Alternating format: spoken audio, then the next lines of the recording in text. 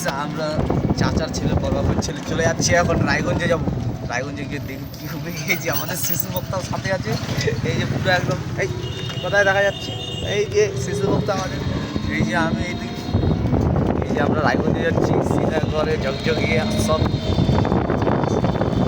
হচ্ছে কি এখন আছি আমরা 3 নম্বর গেট। 3 নম্বর গেট বিএসএফ ক্যাম্প। বিএসএফ ক্যাম্পে ঢুকার অনেক ইচ্ছা আছে কিন্তু ঢুকবো না। ফাইনালি এখানে বিএসএফ ক্যাম্পে